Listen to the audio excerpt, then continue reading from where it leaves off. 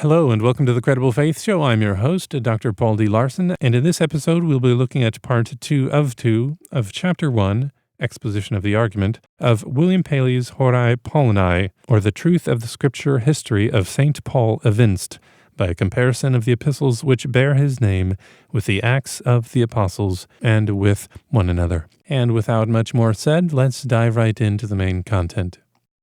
As to the proofs of undesignedness, I shall in this place say little, for I had rather the reader's persuasion should arise from the instances themselves, and the separate remarks with which they may be accompanied, than from any previous formulary or description of argument.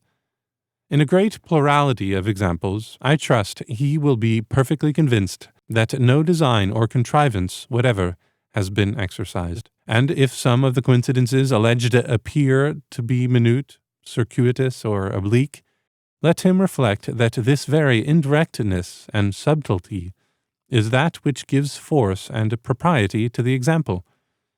Broad, obvious, and explicit agreements prove little, because it may be suggested that the insertion of such is the ordinary expedient of every forgery, and though they may occur, and probably will occur in genuine writings, yet it cannot be proved that they are peculiar to these. Thus what St. Paul declares in chapter 11 of 1 Corinthians concerning the institution of the Eucharist, quote, "For I have received of the Lord that which also I delivered unto you, that the Lord Jesus, the same night in which he was betrayed, took bread, and when he had given thanks, he brake it, and said, Take, eat, this is my body, which is broken for you. This do in remembrance of me." End quote. Though it be in close and verbal conformity with the account of the same transaction preserved by St. Luke, is yet a conformity of which no use can be made in our argument. For if it should be objected that this was a mere recital from the Gospel, borrowed by the author of the epistle, for the purpose of setting off his composition by an appearance of agreement with the received account of the Lord's Supper, I should not know how to repel the insinuation. In like manner, the description which St. Paul gives of himself in his epistle to the Philippians, chapter 3, verse 5, quote, "Circumcised the 8th day, of the stock of Israel, of the tribe of Benjamin, and Hebrew of the Hebrews, as touching the law, a Pharisee, concerning zeal, persecuting the church, touching the righteousness which is in the law, blameless," end quote, is made up of particulars so plainly delivered concerning him in the Acts of the Apostles, the Epistle to the Romans, and the Epistle to the Galatians, that I cannot deny but that it would be easy for an impostor, who was fabricating a letter in the name of St. Paul, to collect these articles into one view. This, therefore, is a conformity which we do not adduce. But when I read in the Acts of the Apostles that when, quote, "Paul came to Derbe and Lystra, behold, a certain disciple was there, named Timotheus, the son of a certain woman, which was a Jewess," end quote. And when, in an epistle addressed to Timothy, I find him reminded of his, quote, "having known the Holy Scriptures from a child," end quote, which implies that he must, on one side or both, have been brought up by Jewish parents, I conceive that I remark a coincidence which shows, by its very obliquity, that scheme was not employed in its formation. In like manner, if a coincidence depend upon a comparison of dates, or rather of circumstances from which the dates are gathered, the more intricate that comparison shall be, the more numerous the intermediate steps through which the conclusion is deduced. In a word, the more circuitous the investigation is, the better, because the agreement which finally results is thereby further removed from the suspicion of contrivance, affectation, or design. And it should be remembered, concerning these coincidences, that it is one thing to be minute, and another to be precarious, one thing to be unobserved, and another to be obscure, one thing to be circuitous or oblique, and another to be forced, dubious, or fanciful. And this distinction ought always to be retained in our thoughts.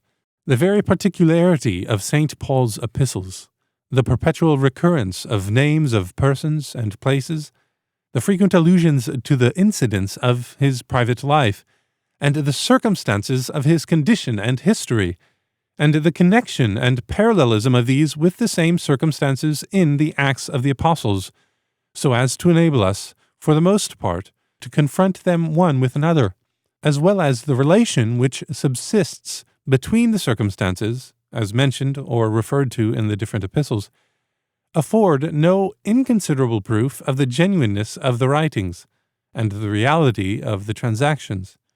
For as no advertency is sufficient to guard against slips and contradictions, when circumstances are multiplied, and when they are liable to be detected by contemporary accounts equally circumstantial, an impostor, I should expect, would either have avoided particulars entirely, contenting himself with doctrinal discussions, moral precepts, and general reflections, or if, for the sake of imitating St. Paul's style, he should have thought it necessary to intersperse his composition with names and circumstances, he would have placed them out of the reach of comparison with the history. Footnote after general reflections. This, however, must not be misunderstood. A person writing to his friends, and upon a subject in which the transactions of his own life were concerned, would probably be led in the course of his letter, especially if it were a long one, to refer to passages found in his history. A person addressing an epistle to the public at large, or under the form of an epistle delivering a discourse upon some speculative argument, would not, it is probable, meet with an occasion of alluding to the circumstances of his life at all. He might, or he might not. The chance on either side is nearly equal. This is the situation of the Catholic epistles. Although, therefore, the presence of these allusions and agreements be a valuable accession to the arguments by which the authenticity of a letter is maintained, yet the want of them certainly forms no positive objection. End of footnote. And I am confirmed in this opinion by the inspection of 2 attempts to counterfeit St. Paul's epistles, which have come down to us, and the only attempts of which we have any knowledge that are at all deserving of regard. One of these is an epistle to the Laodiceans, extant in Latin, and preserved by Fabricius in his collection of apocryphal scriptures. The other purports to be an epistle of St. Paul to the Corinthians, in answer to an epistle from the Corinthians to him. This was translated by Scroderus from a copy in the Armenian language which had been sent to W. Whiston, and was afterwards from a more perfect copy procured at Aleppo, published by his sons as an appendix to their edition of Moses Corinensis. No Greek copy exists of either.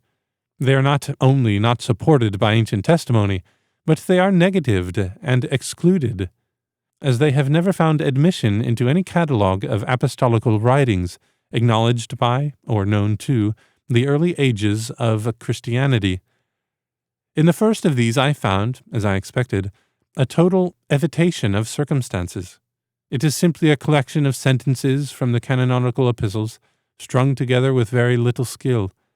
The second, which is a more versute and specious forgery, is introduced with a list of names of persons who wrote to St. Paul from Corinth, and is preceded by an account sufficiently particular of the manner in which the epistle was sent from Corinth to St. Paul, and the answer returned.